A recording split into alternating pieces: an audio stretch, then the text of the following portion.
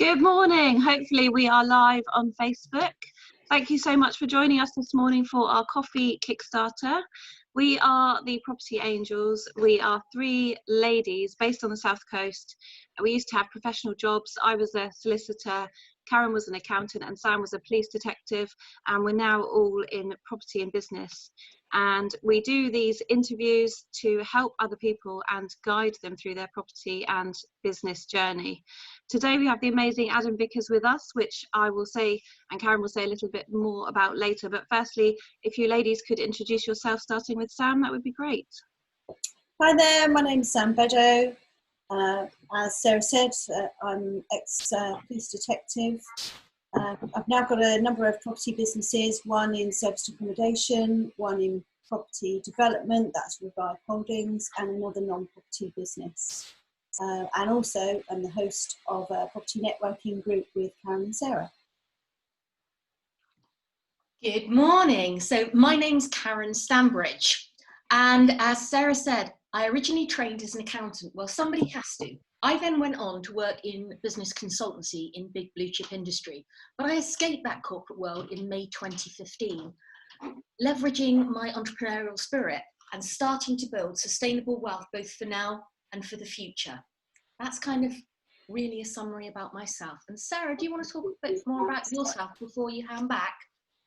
Yeah, I'm Sarah Smith. I bought my first property in 2004, definitely an accidental landlord, and slowly built my portfolio up from then. So starting with single lets, going on to HMOs. And yeah, property has allowed massive amounts of freedom. And yeah, I'm also a host of Partners in Property Southampton with Karen and Sam. So that's me, and I'm going to hand back to Karen, who's going to be interviewing the amazing Adam this morning. Thanks, Sarah. So yes, we're delighted to have with us Adam Vickers. Adam is a former teacher, and I say former loosely because Adam does still educate, but now in the property sector.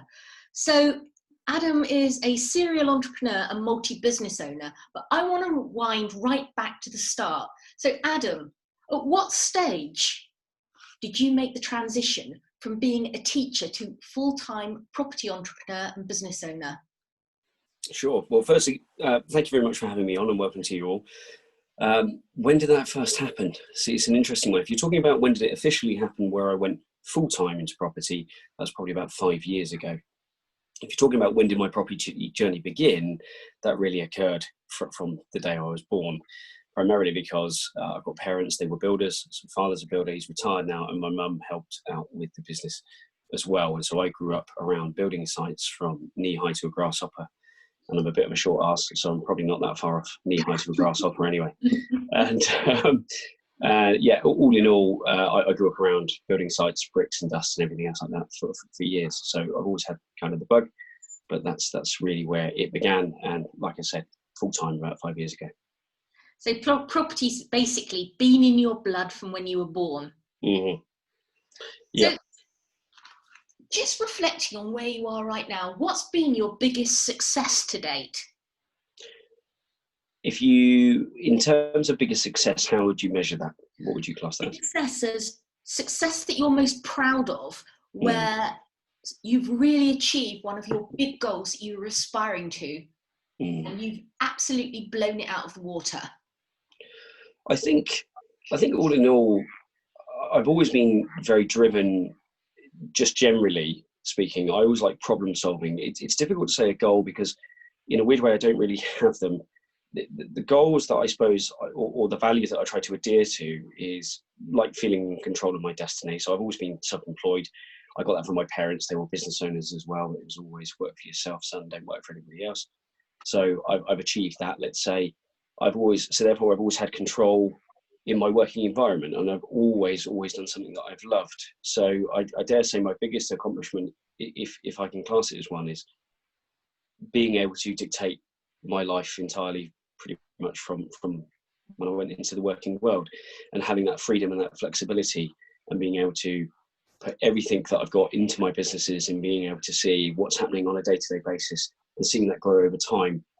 I sometimes phrase it as having my first child, even though I've got 2 children. And that's probably my biggest accomplishment making sure that my first child has gone from age 0 and is now a bit of a teenager, likes to throw about a bit. You can sometimes leave it on its own, but occasionally you need to dip back in and bring a bit more control in. But yeah, overall, I think that's my biggest accomplishment, being able to dictate and choose what I do in life in a way that I enjoy.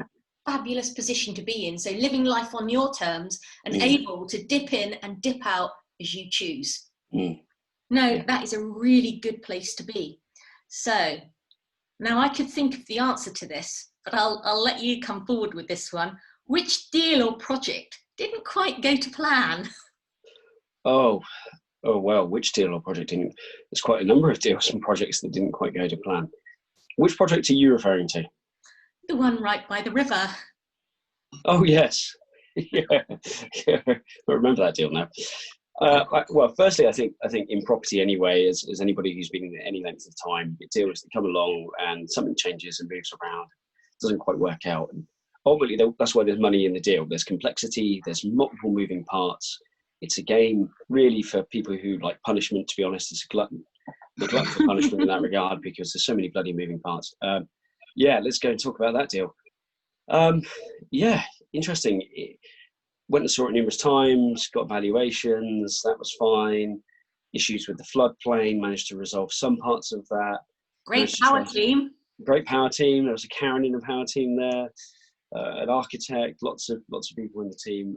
Yeah, that was, everything looked like it was going in the right way. And then you start to uncover underneath the surface, and the more surveys you have done, and the more market starts to dip, and so on and so forth. So once again, there's multiple moving parts, and so unfortunately that particular deal didn't pull off.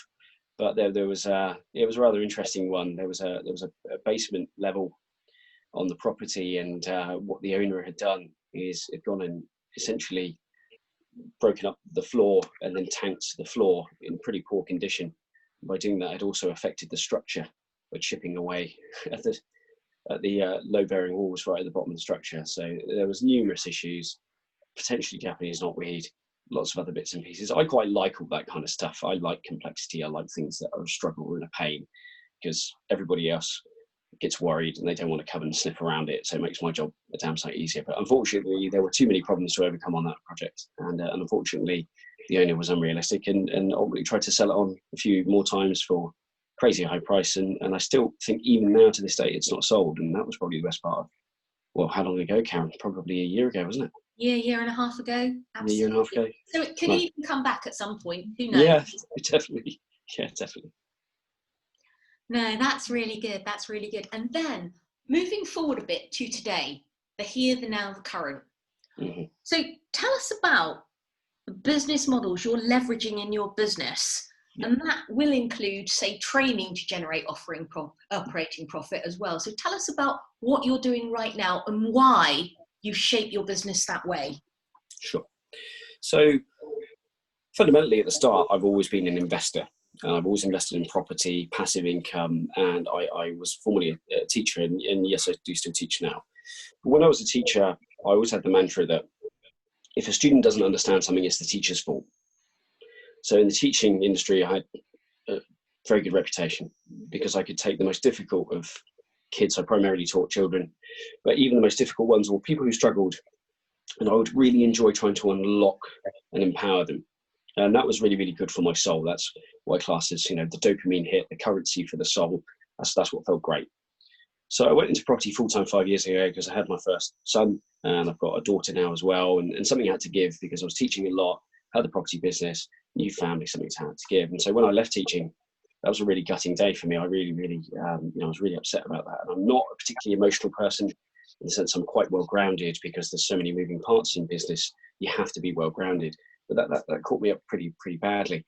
Anyway, 5 years in property, what happened? Well, I was trying to expand the portfolio, and there were lots of different moving parts. And what I found very frustrating was that you've got lots of different people involved, and at any one point in time, one thing can go slightly wrong, and that can really change what's happening. So I was trying to buy a couple of properties, I had an investor who was on board, everything was fine, everything went well, last minute, they're gone. Okay, so that teaches me I need multiple investors. Okay, great. So I leave that's one example. Let's go and I left my portfolio with an agent. What did they do? They didn't do a very good job. They didn't look at the property. And so I'm getting frustrated. I go in there, and within 2 to 3 days, we've gone from having no viewings in 3 months to 28 viewings in a week, because I knew how to tweak it. So the frustration for me was like, I'm trying to expand my business at any point in time, and I keep trying to expand and then getting pulled back. And it wasn't so much the getting pulled back from a time perspective, it was getting pulled back from an emotional perspective. I want to trust that I can leave this here and ring fence that off and move and expand, but I need a team, I need people. And initially I relied on external sources like estate agents and so on. So fast forward, here we are now. I've got a group called the Property Foundations Group. And the reason why we call it a group is because there are really multiple elements to that group. And one of them is management. So we now manage our own portfolio and we look after that. And I've got my own people to look after it, and they know how to look after it well. Subsequently, we now got landlords approaching us saying, oh, could you manage ours? Well, yeah, of course we can. So you've got that little spin-off as a business. So there's an income stream, and it makes sense. Also, if you think about it from an investor perspective, I work with quite a number of investors. Well, if they know that after we've developed the asset or we've obtained the asset, that it's looked after by my team, they know that it's going to be to a certain standard. So that works really well for investors. That's quite for them. Ultimately, when we do refurbishments as well, I want to have a building crew and I want to have a project manager who I can trust is going to be on point. So we now have a project manager, and we've got a number of build crews that we get on very well with who are going to get the job done. So now we've got the maintenance and the refurbishment. I primarily focus on the acquisition side of things, because coming from a teaching background and being quite creative, I can figure out people's problems on the other side and give them a solution that suits their needs. No different than when I had a child who didn't understand something, I would figure out a way so that they would understand. So that made me a good communicator and ultimately get good deals, which also meant that I'm good with investors, because every investor has a different need. And what, let's say £1,000 to one investor might mean the world to them. 100,000 to another investor might be, oh, it's pocket change, just, I don't care, give me a fixed rate of return. But fundamentally, it allowed me to understand different investor types and what they need. And so as you can see, that you've already got like 4 sections of it: acquisitions, investment relations, project management. And then I've been doing the networking events. And why do I enjoy doing the networking? Well, I really enjoy giving back. That was the dopamine hit that I was missing. That was the feel-good factor when I was a teacher. So I started the Reading Property Meet, which was formerly the Property Hub. Sarah, of course, was running one in Southampton. I was running the Reading one. And ultimately went into independent meetings and so on, and still help the community today. So we have a large community there. You're part of it, of course, Karen. Excuse me. And all in all, well, the atmosphere is one where people can feel comfortable and there's no egos, and everybody needs to learn. And if people make mistakes, others help out. So now we've got the networking, the investment, the acquisition, the project management, and the management. And then finally, what I found very frustrating was that at the Reading Property Meet, I had numerous people coming up to me saying to me they had poor experiences with education. Now, I'm an educator. I come from that background. So when I see lots of educators going out there saying the following terms: follow these 10 steps. By the way, I've got a load of secrets. Quite frankly, it's a load of BS. Because how do you know that somebody can follow the 10 steps? How do you know that the 10 steps you've written are written in a way for that person to understand, or will execute in the same way as you expect as an educator? So, no, you can't follow just 10 steps, because not everybody thinks like one way. It would be an extremely boring world. And no, there aren't any hidden secrets. It's just you don't know the knowledge, which is like anything in life. If I want to learn how to bake bread, it's not a secret. There's somebody out there that can teach me how to bake bread. But it's positioned in that way because I get it. It entices people in. Now, my frustration was education wasn't being done to a particular standard. It's all very high level. Where is it where people go wrong? Where it goes wrong when you're in the nitty gritty, you get 95% of the way. It's the last 5% where your mindset goes, do I want to do this? And when people are put on that emotional track, that's where they work. And to me, that's where a mentor should be at that precise moment in time. 2 a.m. on a WhatsApp, oh no, my head's blowing up, help me out. That's where I think a mentor should be. So I saw lots of people spend lots of money on education, and fundamentally a lot of them didn't know how to execute, and a lot of them would be very upset and worried, or they put money into deals and they'd lose money as well. So that was a real aggravation for me. I nearly went on the warpath, and a friend of mine said, why don't you, as a teacher, produce your own education program to help others? So we have done, and that's our 6-month intensive program, 6 people only, and lots of support and so on. I won't go into detail. I don't want to be an upselly kind of chap. But that brought back to me a case of building that strong trust, educated people who can come to a networking event and feel like they can get the resource that they need if they haven't got the money, or if they want to learn. If they think, oh no, I haven't got the time, well, there's investor relations if they'd like to come along. And once again, we massively vet our investors to an inch of their life before we work with them. They have to have the same values as us. We have to make sure that we get on really, really well with them. You know, I spend minimum of 16 hours with a JV partner, minimum. And that's if I like them. And my ultimate litmus test, shall I say, is, do I feel comfortable leaving my children with them?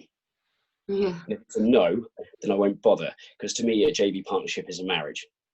You're in marriage for a long time. You're going to go ups and downs. That's going to happen. Can you communicate properly? Can you get through it? That's where I'm at with that. So it takes me a long time to work with JV partners. And ultimately, you can see now that the business has extended all the way across. Now, fundamentally, people can come into the business at different angles, just individually. If you just want management from us, great. We don't do project management for people individually, because I mean this in the kindest of regard. I don't know if the duck blue that I'm going to put on your wall, you're going to get annoyed and take up a load of headspace from the team. So we don't do project management for other people. We do it for our own investments and our JV partners.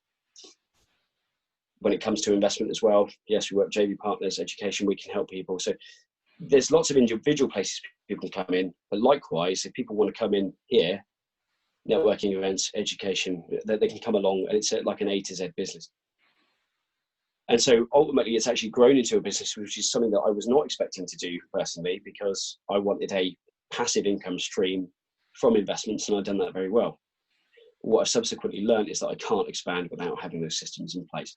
So I'm an extremely systemized person. We've been spending at least the past year and a half systemizing the business to an inch of its life.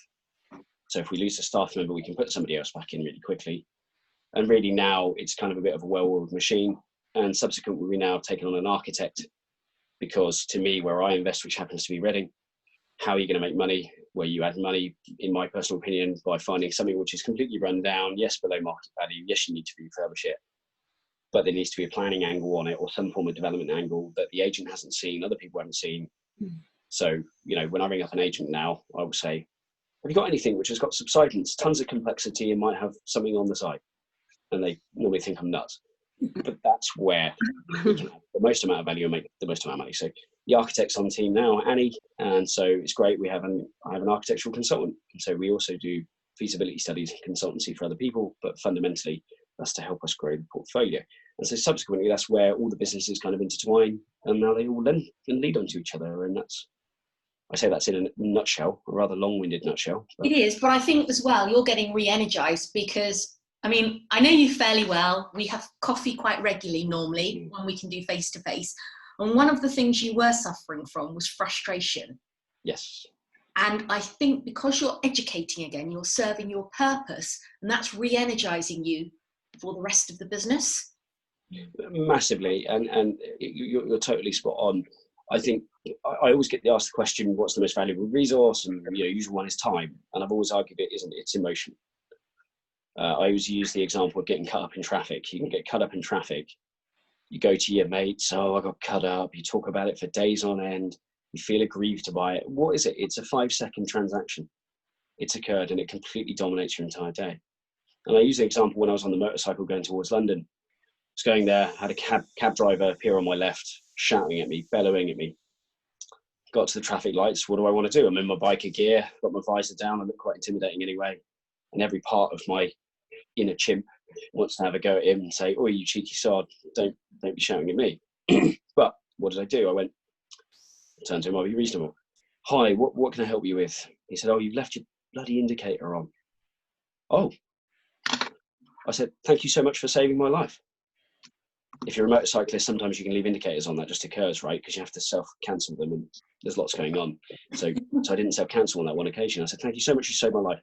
That's really kind of you. You should have seen his face. He was like, he looked humiliated. He sunk in the chair. So, I hope you have a great day. I'm like, I hope you have a great one too. I drove off. I felt happy. he's felt a bit humiliated and probably a bit humbled. And now I fondly smile and reminisce about the time a cabbie had a go at me. That's how you can change your day. Yeah. We talk about in education all the time, emotion. Oh, it's incredible. Controlling your thoughts. Completely Yeah, agree and I with don't you. think it's measured. I don't think it's measured. I really don't. I think a lot of people don't understand just the emotional toil of so much in this industry, and you've got to try to reduce the emotional. You talk about time, you talk about the profit you're going to make. Yeah, but does it take up a year of your life? Does it take you away from your kids and your other half? Does it take you away? You know, is it worth it? Yeah. That goes back to you living life on your terms. So only doing what you want to do. So before I move into the next section, Sarah and Sam, have you got some questions for Adam you'd like to ask? Yeah, there's also a few questions on Facebook, more general questions. But one of them's asking about the lettings, which you have touched on. I've noticed that a lot of landlords are starting to manage other people's rentals. Can I ask how you are dealing with all the regulations as you have effectively now become a letting agent? That's from Darren Brewer. Yep. So we are already registered as an estate agency anyway. And exactly that, we go through all the various rules, regulations and associations and so on. So that's exactly what we're doing. I used to formerly own an estate agency quite a number of years ago. So yeah, everything by the book. Yeah, me too. Glad to not be doing that anymore though. Yeah. I completely agree with you on the emotion thing. In fact, I'm sure we all do. And I've never heard it put like that before, you know, as in terms of comparing it to profit and comparing it to time. And massively, I agree with you. The emotion thing trumps everything else every time. Yeah, hugely. And it's so important because even circumstances where things might go wrong once, what human behavior has a tendency to do is remember that and therefore project in the future that it's going to occur again and again. Yeah. So you make one bum deal, you're going to be looking for the warning signs all over again. I always like to relate it to a subject that most people will resonate with. That's the teacher in me. And the prime example, which most people will probably resonate, is you had a previous partner, an ex-partner. You go into a new relationship and you take the baggage from the old. Now you can learn from it, absolutely you can. But is that fair on the new partner? Not necessarily. It depends on what baggage you take with you. But it shouldn't. Yes, you get wiser, but what you shouldn't do, which I have noticed, I suppose, as people progressively continue, is they become more jaded and they become more closed-minded and they become more fixed in their mindset.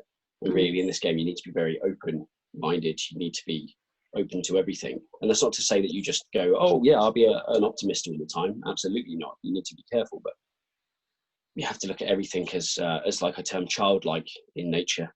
View it in the most optimistic way, view it on balance. Write down your list of pros and cons, check with other people so that you're not bringing your own bias into the equation. And then ultimately you have to make the decision, and that's being a director or that's being a leader of a company. So I think that probably covers a point I was going to raise in a bit anyhow, which was about your specific habits, but we'll drill down more when we get to that. Yeah. But I think you've teased a lot of those out anyhow, just naturally in our discussions so far. So, Sarah, have you got any more questions for Adam on what we've discussed so far? I have, and there are also quite a lot of questions coming in on Facebook, etc. But it might be good to ask them at the end. So, Sure. you want to crack on? All right, Sam, is there anything you wanted to add before I move Back on at the moment. Yeah. Okay, so Adam, looping back round to your, I'm going to use the term success and secrets in achieving that success. I think it's more business habits that you've adapted that ensure you achieve what you want to achieve. I think that's a better way of framing it. Mm-hmm. What would you say those are? I know you've got focus and determination, and I know if someone tells you you can't, you're going to go your damnedest to prove them you can. Yeah. Yeah. I think it's rather than saying damnedest to prove that I can, don't get me wrong, there is that inner person in me that likes to try and get things done and get it over the line, don't get me wrong. But I think it's always about perseverance and not allowing just one thing to decide or change the outcome. I think that's what's really important. What do I have fundamentally as a business side of things? It's far more about having contingency in place. So I love contingency. I'm that kind of person. And when it comes down to contingency, it's about making sure that even in the worst case example, absolute worst case example, you're still going to be okay. So every single business that I run, I like to play what class as war games. Let's see what's going to happen in the future. I assume the worst every time. Once I assume the worst, I go, cool, do I feel comfortable with the worst case scenario? Yes, I do. And that's where I sit. Everything else is happy days. It's optimism. It's things are going to work out. So once again, why do I go for worst case scenario? Well, because when worst case scenario comes, I'm familiar with it already and it doesn't feel that bad. No, And so it doesn't take my headspace up. Worst cases is not going to cause you a loss. You might break even, but you've already been there, and you know actually most likely and best case are going to bring great rewards. Yeah, massively. And if anything, I probably don't do it enough where I go, oh, I've made loads of rewards out of this, and really truly understand the level of reward that I've got in that regard. I'm far more a pessimist when it comes to that side of things, but I'd say a controlled pessimist, not a pessimist to dictate wholly, I'm going to be pessimistic about this, so I'm not going to do it. It's I'm going to be pessimistic and that I'm going to try and maximize whatever I can. I mean, you go and take COVID and everything else. Has COVID impacted me massively? No, not at all. Not really in the grand scheme of things. I have great relationships with tenants. We have cash reserves in every company to deal with anything to outlast for a long period of time, and we've got enough equity in the portfolio to take a good old fire sale chunk off. It still exists. So for me, it's always been about playing the long-term game, and really what that stems down to is my father's business back in the 90s got hit by the recession in the 90s. I was born in 86, so about 6 years old. And what did I learn? I learned that interest rate spikes of whatever it was, 14 to 16% or whatever the hell it was at the time, can impact a developer massively. So I learned the hard way from a very young age. We went from having a 4x4 and me going to Dad, why is there, sorry, apologies for the noise. Why is there why do we drive in a 4x4 and we're higher than everybody else? As a 4 or 5 year old child, I'm kind of questioning that. And then you go from that to a really bombed out car. I mean, my old man had a lot of motorcycles and everything else like that. And they all disappeared, and the house we lived in got cut in half. And so I learned a recession from a very young age. Yeah, I understand that. And actually something that's interesting, which I know about you, and Sarah, Sam and I are very similar. None of us chase the Rolex watches. None of us chase the Ferraris.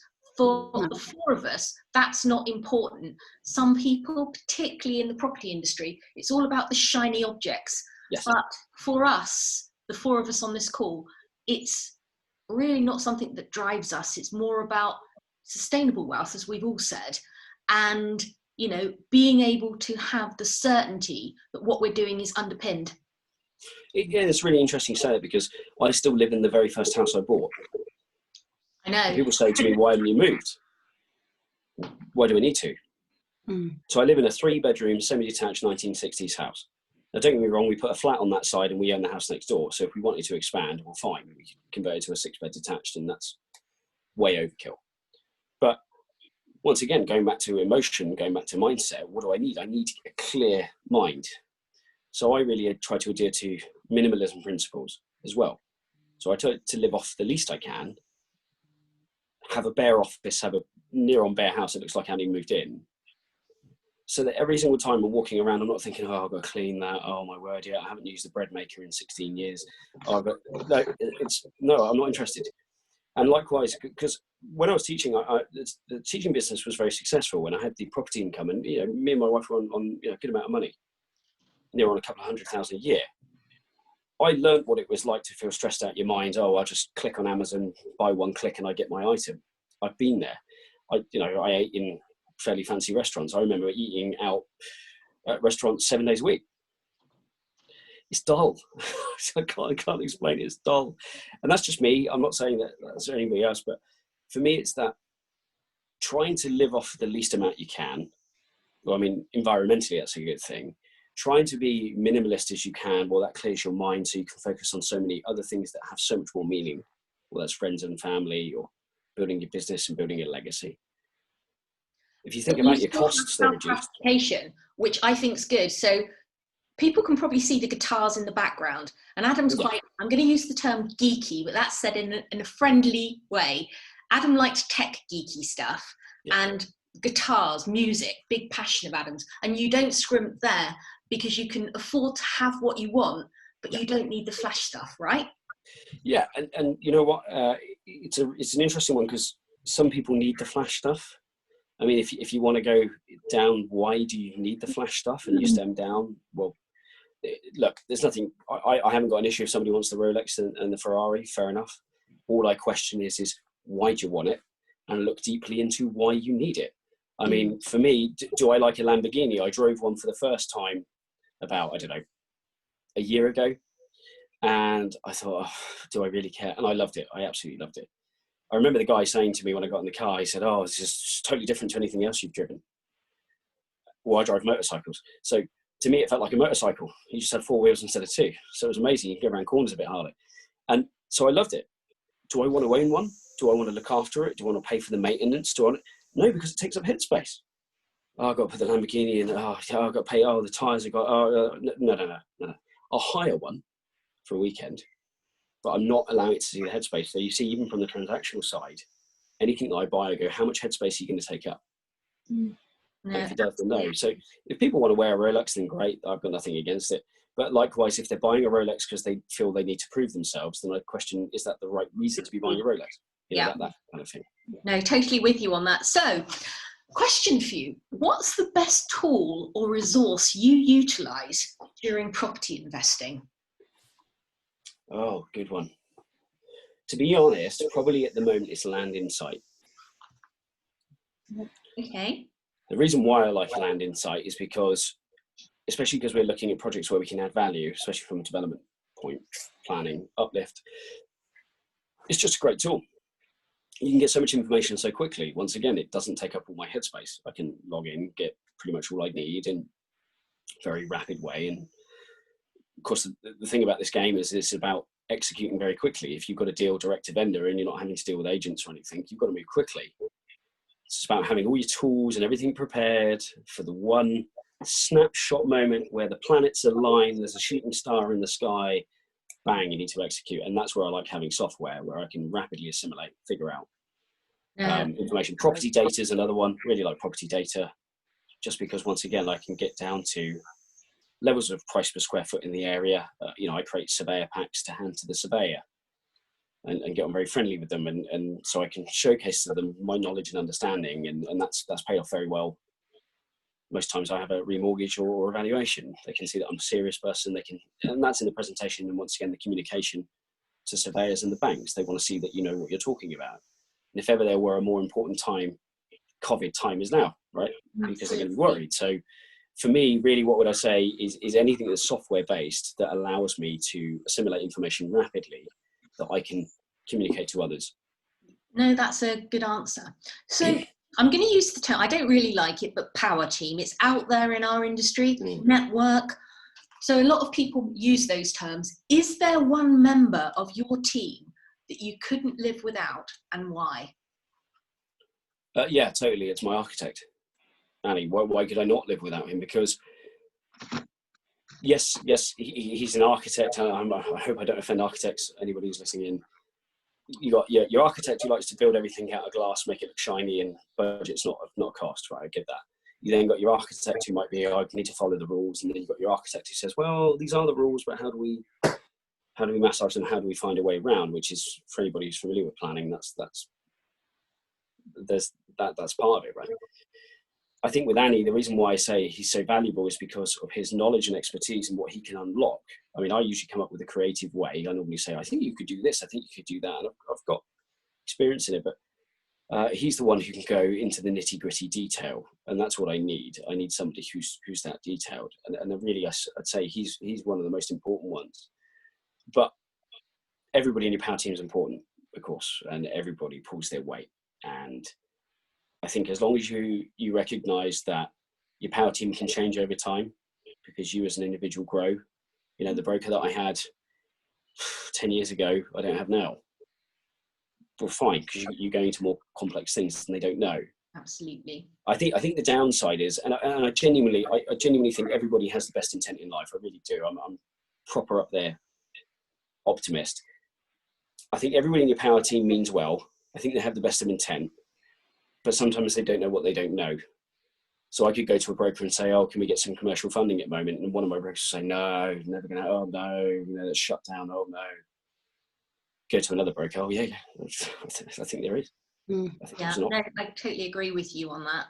Totally. I've just got a couple more questions before we loop back to those coming in on Facebook and those Sarah and Sam had. So what I'd like to ask is, do you have a favourite book or resource that you refer back to time and time again? Oh. Maybe a book that's got a quote in, maybe something that re-energises you if you're feeling down. Is there something there that's it for you? Very good question. I'm going to slightly tangent again because I like my tangents, and apologies to those listening, I do go off on tangents all the time. I never used to like reading at school. My mind thinks too quickly in that regard. Probably the ADD in me, but I found audiobooks to be amazing. And that's probably me being a classical guitarist since when I was like 6-7 years old when I started playing. I can't even say there's one book, because I think all in all, any business book that you listen to where you're open-minded, I think all of them are phenomenal in terms of what you can make. Give us top three. Yeah. Oh, top three. So it's definitely, okay, so the resources from the minimalism side of things, there are a couple of guys called the Minimalists. There were a couple of bankers. Go listen to their podcasts and everything. They try to teach you how to lead a minimalist life. That's always great when you're trying to consolidate everything, and in a chaotic world you can have simplicity. That's amazing as one. Second one, I do like Chris Voss quite a lot in terms of never split the difference, in terms of negotiation technique. I think that's really, really important as well. As he terms it, which I really, really love, is that conflict can be a beautiful thing, and that's how conflict should be seen. Conflict is going to occur. Conflict occurs because you've got two different viewpoints, but as he terms it, you're both looking at the same issue but from different angles. I enjoy the conflict because I like trying to get everybody to see the same angle. That's fun for me. That's problem solving. So that's the second one. What would I say? The third one, probably Richest Man in Babylon. Yeah, I like that. And the reason why I like that one that really sticks in my head is the whole, if you rely on your mate down the pub who says, oh, I don't know, they could be, I don't know, let's just say a builder, just refer to my old man. He's a mate in the pub and he's a builder, and he says to you, I've got a great opportunity to go buying jewels or diamonds. Well, most people would lend money to him because he's a mate. But does he have the experience in understanding how to buy jewels? No. So I see that happen all too often in the investment world. Oh, I'll lend my money to my mate because they make me feel warm and fuzzy. Yeah. But I won't question anything else. Or I'll lend all my money to somebody who I perceive as being quite high in the industry, maybe a mentor or whatever, and there's been numerous cases of that going wrong, because I perceive them as being a position of authority. And of course, actually, if you think about what I was saying earlier, worst case scenario, assume the worst. Assume they're out to rip you off, assume everything else, and ask those difficult questions and so on. So Richest Man in Babylon, I think, just teaches you the techniques of, yes, you can do business, but do it in a business-like way, try to get out of your own head and look at things in that kind of manner. So probably those three books. Now that makes sense. Let me ask you one more question before handing over to Sarah and Sam for a while to question you. So knowing what you know now, if somebody, a newbie, approached you with a burning desire to get into the property world, what would be your advice to them? If they had a basic knowledge of the industry, but no real depth, where would you tell them to look to start getting a grounding in property? Sure. Definitely networking events, but try not to be too caught up in the upsell. That's not to say that the upsell and the products that they produce aren't good enough. Some of them can be, and they will suit some individuals more than others. I think really what you should do is have yourself a coffee and lunch budget. And what you do is you go and you find people that you like in the room with similar values, and they happen to be in a position where you want to be or get to. And I think you should offer to buy them a coffee and a lunch. Now, you probably do it once or twice. Anybody who's any good in this industry will massively value their time. So you're not going to get, 12 months worth of coffees and lunches out of them. It's just not fair. And that's also about respecting the other individual's time. You can learn an incredible amount from the room. Yes, you can look on YouTube. Just be very careful of all high-level stuff, high-level wishy-washy, and anybody who says it's easy. In investment, inherently the only way that you make money is through complexity. So it kind of goes against it in the first place. Well, that's my view on that. If you want to make real profit, that is. Now, so yeah, go to your networking events. I think things like PIP are amazing. I've been to PIP. I'm a member of the Southampton one. It's so cheap to get access to such a valuable room, valuable information, and decent keynote speakers. I think that's the same with any networking event. Look at the hosts. Who do they host? I'm not going to say that hosts don't get it wrong. I've had it before where I've been told, by the way, a speaker might be a little bit, and I've done the right thing to not let them speak. You know, we're all human. We all make mistakes. But just go along, try to find the good eggs in the industry. You'll know the good eggs because they're usually the ones who will shoot down the Facebook posts and normally a little bit more feet stamping and don't put up with BS, really. So I think just go to those networking events, coffees and lunches, see if it's the right thing for you. The amount of newbies that come into the industry and why they do it, they're under stress. Oh, I hate my boss and I hate my job. I've had it with mentees before where I've told them, well, if you communicate in this particular way with your boss, I think you get on really better. They've gone away, they've got a pay rise to get on better with their job. And I say, look, don't bother. You weren't coming into it for the right reasons anyway. Go back and do your job. They get on really well, they love it, they've got the right technique, they understand how to communicate better. Brilliant. So they've still got something out of it, which they're using in their daily life. No, that makes perfect sense. Right, let me hand back to Sarah and Sam so they can start raising a few points raised by the audience and, of course, bring some questions across that they've got themselves. Sam, do you want to go first? Yeah, I've got a couple of family questions, Adam. Yeah. You said that your parents were in business and property business as well. What's the sort of number one learning that stands out from you about their business that you've either thought, that's brilliant, I want to do that, or I really want to avoid doing that? Yeah. Work ethic, definitely. I definitely get that from my parents. I mean, I've never, to be honest, I've never not done a 12 to 14 hour day. Honestly, it makes me so invigorated. I need it. It's almost like a drug now, and I've always worked hard. So I learned that from them. My old man always used to drive into me, when you fall down, son, you better get back up again. Bit of tough love, but that has certainly paid off. What do I think in terms of mistakes they made? I looked into why their businesses fell apart. They did a number of, we call it joint ventures today. I think it was just business partnerships back then. And what I learned was that, because my father used to own a motorcycle business and he had construction business, and then he had a woodworking company as well. Unfortunately, go and take the motorcycle business, he had it with a police officer. And unfortunately, the police officer eventually did a runner and took a load of money out of the account, and they had to collapse the business. So what did that teach me? Well, my old man was back from the days where he did everything on a handshake. I don't do that. I have lots of legal contracts in place, deeds of trust. I try to find, when I talk to my JV partners or anybody I work with in business, I always say to them, look, I know we get on really well, but assume like I've run off with your other half, or I've done something absolutely despicable that you hate me for. Now write down everything you want in the contract as though we're never going to talk again. And they always look at me quite odd, like, well, why? I'm like, well, that contract, I never want to come out of the drawer. It should never come out of the drawer. But if it does, I want it to be clean, and I want it to be fair, and I want you to feel empowered by it. And I can say, touch wood, to date, I've never had any issues with regard to that at all. I've always managed to, even with businesses that we've had to wind up and sell on, I've always been very understanding, and we figure a way through.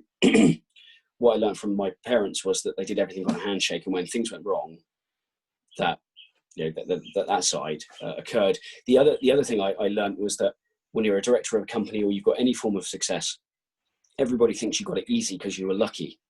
And I learned how to, some people can be resentful, some people can be jealous.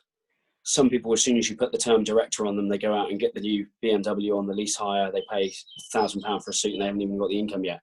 And that I also learned over the years that, so now if I take on anybody, they have to show to me that they can graft. And if they can graft, they've got to graft for a length of time. This is not just a honeymoon period of graft. They've got to graft for a good 6 to 12 months and think outside the box and get back up again. And then we can start talking about certain things like whether we're going to do businesses together, or a JV partner likewise. I'll say to a JV partner, if they want a JV with me, okay, fine. Let's book in a call. I'm not going to chase you. You call me. And if they're serious, they keep calling me and they keep maintaining a relationship. If they want an easy fix, we'll drop off after about the third phone call. They go off into the ether to find the other quick fix solution they require and done. So that's what I also learned. It's about longevity. Don't just believe what people say from the get-go. I don't want to say never trust people's words. That's too clear cut. Actions speak far louder than words. I need to watch people from afar for a while. I think that's just wise for anybody to do. It's really valuable. Brilliant. Thanks. And the other question I wanted to ask you about family was about your children. So you've mentioned your kids a couple of times. What do you want to be imparting onto them? Are you developing this business for legacy, or some people want to pass things on to their kids? Other people are, no, my kids have to do it from scratch. Yep. What sort of lessons do you want them to be observing from you now, and where do you see your business going multi-generational? So my father started off his business and his whole intention was to provide for his children. So when my father was growing up, his father was in the war, saw some bad things, let's just say. So I won't go into too much detail, but my father had a bit of a harder upbringing, let's say. I've seen what happens when wealth is handed to children and they don't understand where it comes from. I used to work in the private sector, private school sector, Right. and I've seen it within my own family. I think parents always have the best of intention, but sometimes parents' best of intention is if I provide my kids with everything, then they grow up to be people who appreciate that and they grow up to people who work hard. No, they don't. What they need to see is hardworking parents. What they need to see is that things don't come for free. They need to learn a little bit of the world of hard knocks. They need to learn how to fall down and cry, and they need to have the mechanisms in which to cope. Whilst I'm building the portfolio, and that is a legacy for my kids, what I don't want them to have to necessarily worry about is finance. However, I'm not just going to bail them out. If they're in their own financial stick, they will work hard to get out of it. Because when you're in stress, when you're in a stressful state, and this is from my education days as well, when you're in a stressful state, you either give up and you sit there and you worry and it defines your future, or you find a way forward. I'm not saying the way finding forward is going to be easy. It can take you a long time. But if you find a solution to it, you get a thicker skin. And ultimately that means that you can deal with other problems in life far easier. So for me, I'm far used to dealing with business issues all the time. So when COVID came around, did it particularly concern me? Yeah, for the health of people and NHS and everything like that. I've got tenants of mine who are in the NHS and so on. Yeah, absolutely. I was worried for them. Did it really worry me about business? Not overly, because I'm used to dealing with ups and downs.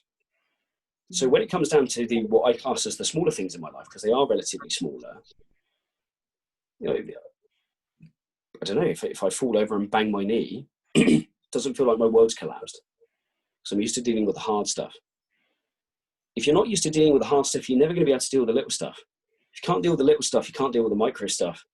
And so if you put money on everything, or you give your kids everything, you put them in cotton wool, they never learn to adapt. They never learn how to problem solve. They never learn the ability to be able to get back up. And I can personally say, I won't go into too much detail because it's quite personal, but in my family, I've got an older brother and an older sister. My father came from a hard upbringing, gave them everything. Me and my twin sister grew up in a recession where we had harder times. Me and my twin sister graft. Let's just say, but my older siblings used to handouts. Let's just go with that. And that comes from the same parents. So even environmentally, it's the same. It's pretty much the same environment. So to go back to your question, really, and apologies for the tangent again. For me, I do want to build a legacy. I do want financial security. I do know that I was impacted when I was a child by financial security because I saw the stress that my parents went through. I do know inherently that has come into me in whatever way you want to call it, genetics or whatever. And I do know that I have an anxiousness around money, which is why I like to make sure I'm in the worst case scenario and problem solve. I do recognise that. Will my kids have that same issue? I don't know. But what I do know is that if I have the financial security, I've got the freedom to be around to see my son kick a ball around the field and be a supportive father. That means the world to me. And that's why I always wanted to create a business. And I do fundamentally struggle, and I understand why people do it, but I fundamentally struggle why people stay in jobs they don't enjoy. Because if you come home from a job stressed and you hate it, and you display to your kids, oh, by the way, put up with this thing called work because it's stressful when you hate it. You teach your kids that be stressed and anxious and worried because I'm in a job that I hate. And unfortunately, if we go back to the Rolex and the Lamborghini example, if people are trying to obtain material items to be able to prove themselves as a success, and that leads to stress and worry and fear and so on, and that impacts on your children, that's why I don't, if that's your driver, then that's right. Can I add something there, actually, because it's a topic I've discussed as well, because I will admit, in my former corporate life, I have thrown away Gucci handbags and all stuff like that. Mm-hmm. Easy money, easy come, easy go, paid well, knew more was coming. Yeah. But why did, and I think probably Sarah and Sam may say the same here, it's how you're educated. You're educated to climb the corporate career path. Yes. And sell your house and buy the next one up. Yes. And it's your entrepreneurial spirit's quashed. So that's another reason why people stay in the job, because it's been instilled in them practically all their life. And it's only if they can break out of that, and not everyone has the chance to do that, that they can then free their entrepreneurial spirit. Agreed. Another thing that I'm very passionate about is education in general. And so that's why I send my kids to the private school that I used to teach at. And do I agree in the private school system? I'd love it if the state school system had the same resources. Absolutely. What they teach at this particular private school is they teach you how to get back up, how to think out of the box, and have the skill set, have the toolkit. And I think all too often in the education sector, oh, you didn't get 12 A stars at GCSE, oh, you're an idiot. That's bad. I mean, I went to a pretty crummy school anyway. I didn't get massive great grades or anything like that. But what I learned from that experience was that I didn't really get taught the skills to adapt to the real world. But when I was in the real world, I was kind of so open book. I just tried things and got on with it. And so really my education kind of started really from my parents about saying, just get back up again and keep cracking on. You just keep doing it. Just bang your head against the brick wall. Eventually it will come down. You may not have a head left, but at least you had a crack, right? And that's where I think educating your kids really in the grand scheme of things is or anybody, is to teach them, no, there aren't 10 steps. And no, there aren't any secrets. It's just bloody perseverance and hard work. Resilience, yeah. Grit. That's it. Grit. And the amount of investors that I get come up to me and it's like a dirty secret. It's like, oh, I've lost money in the property game. Okay, well done. You just got your Club Scout badge. It's going to happen. You're in investment. It's a market. It moves. That's what happened. What did you do afterwards? That's the important part. How did you learn from it? Can you crack on? Or anything in life. Oh, I fell over, got a scar. You just be fond of your scars. Be fond of what you've learned. This is, at the end of the day, you live on a blue planet. We happen to be here by probably complete fluke. It depends on your view on it. And eventually this entire planet's going to disappear one day.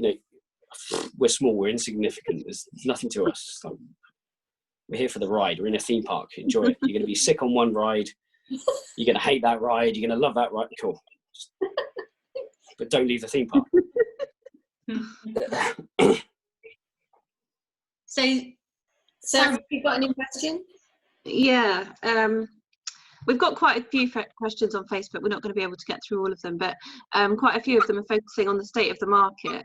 And I know it's a bit of a crystal ball thing and none of us can really say, but what are your general thoughts on the market now, 6 months, a year, 3 years, 5 years from now? Yeah, I've had this question quite a few times. So first off, exactly that, it's crystal ball land. I could tell you something, back it up with a bunch of data that will confirm with your own bias and you'll go, wow, what a knowledgeable man. Right. So if I'm a pessimist, I'll go, oh, it's terrible. And all the pessimists will oh, sounds like a safe bet. If I go optimist, all the optimists will go, yeah, he's great. So firstly, what do I think? Well, I can't see what's going to occur. What we can deal with is what's occurring now. Well, nobody saw COVID coming. Nobody saw Donald Trump coming in. Some might have done. Nobody probably saw Brexit occurring.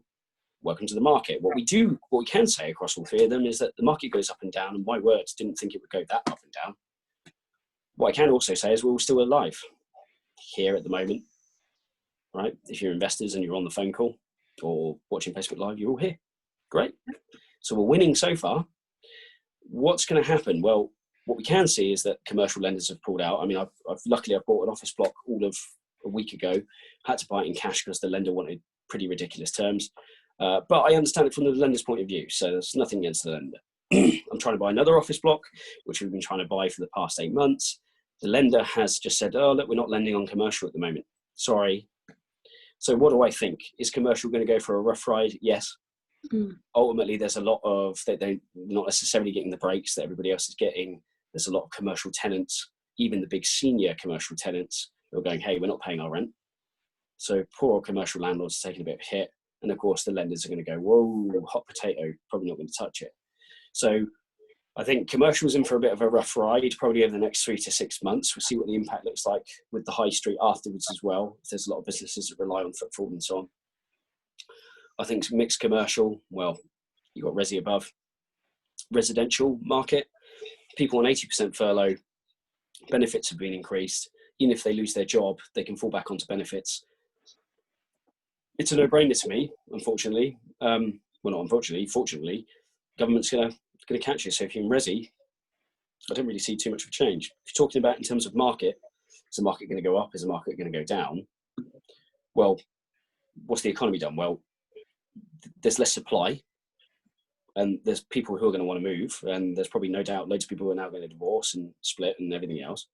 So I can pretty much guarantee that the housing market, people are going to, there's a lot of people who want houses, and the supply has gone down. So what will that do? Well, if you're trying to sell your house, you're probably going to get more for it at the moment. I've spoken to a few estate agents. Last month it was dead. Even last week they were saying, I'm run off my feet. I can't keep up. Yeah, I've had the same. If you look in February, once Brexit was decided, I say Brexit decided, once the Tories got majority vote and they said, right, this is what we're going to do, there was already looking like there was going to be big peaks and there was a drive. So to me, COVID is just merely being the pause button. Let's go old school, pause button on the VHS tape. You go and look at all the quantitative easing that's been ploughed in, or go and look at it from a currency point of view, go and look at it from financial point of view. Well, the price of a brick's not going to go down, is it? You've just pumped a load of money into the economy.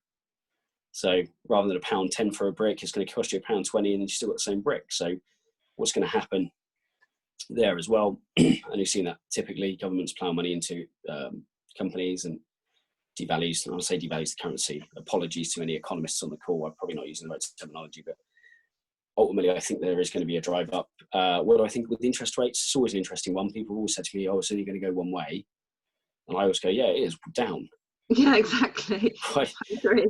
Go look at Japanese economy, go look at those other economies.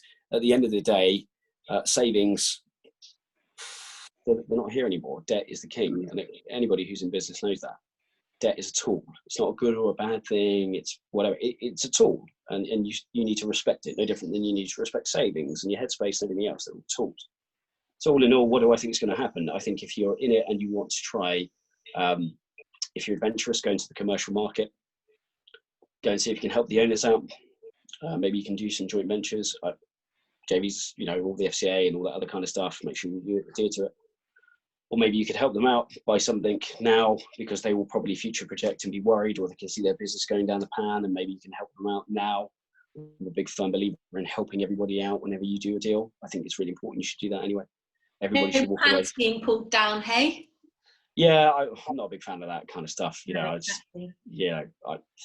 I'm not that kind of guy. It doesn't adhere to my values. I don't like saying, oh, I'm not that guy day before exchange to drop it 20 grand. I'm just no, I'm not that guy, right? Exactly. But I think you can help people out, and I think they need to understand that the commercial market's changed. So likewise, when you get people going, oh, well, I still think my commercial block's worth X. Well, is it? Your commercial tenant's done a runner and you're not getting any rent. You've got to be realistic as well. So I think commercial for the win in that regard. I think planning and development, well, once again, there's no better time really to start having a go at that. There's going to be plenty of people who aren't interested in, well, I say not interested in the money. They realise that there's more important things in life. There's the kids that they see on a regular basis. They don't want to go back to work. and they might have a couple of assets and they want to sell. So, or a farmer who goes, hey, you know what, I'm fed up. I've lived through all the downs now. I'm just tired. So I think land opportunity. From the resi side of things, I don't think there's going to be much movement, much change, really. I think it's just going to maintain what it is.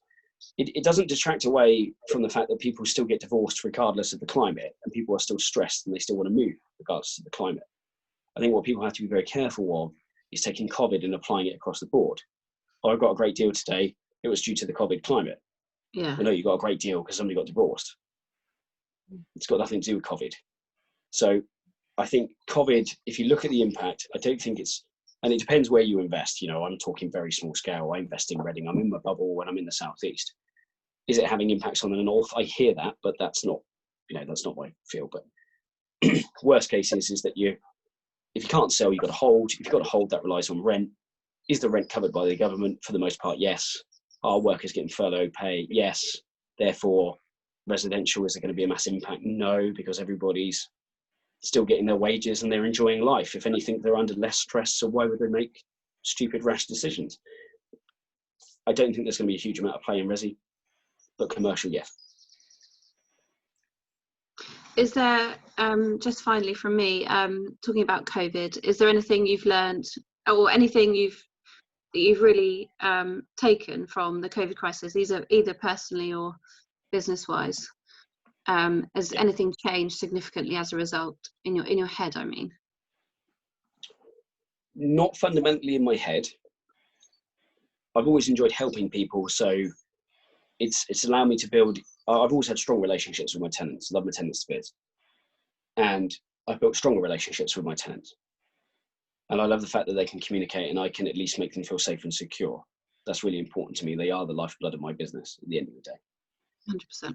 So I've learned that. I've also learned that, my word, aren't people a damn sight more efficient when they work from home and they do Zoom calls?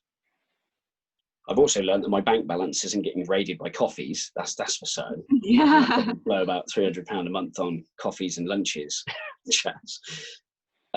So all in all, what has it taught me? Actually, I think a lot of people can do a lot more business if they're focused. And will I be traveling out so much? Probably not.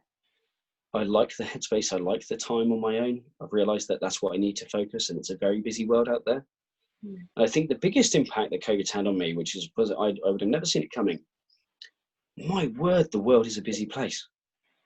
Walk along the street and even the car noise, I'm just like, I don't want to say overwhelmed, but I'm like, oh my word, bring the birds back, please. And I don't like all the noise. I never thought I'd care. And I'm sure that will change over 2 months of walking around, London or going on the trains and stuff. But my word, no wonder people were stressed. And it's a chaotic world. So I think for me, I've learned, it's highlighted to me that, can I save more headspace? Yes. Will that help me execute in business more? Yes. I didn't realize that the outside world and noise would be the one that would be taking my headspace away and making me feel tired. So that's probably what I've learned from it. Right? Yeah. There are loads of questions on Facebook. We haven't got time to go through all of them. I don't know if you want to pick out a few, Sam. I think perhaps, because we've been rolling probably about an hour now. We have, yes. We probably need to answer those questions in the group. So Adam, if we can work with you to get those questions answered in the group. Of course. Yeah, it's absolutely fine.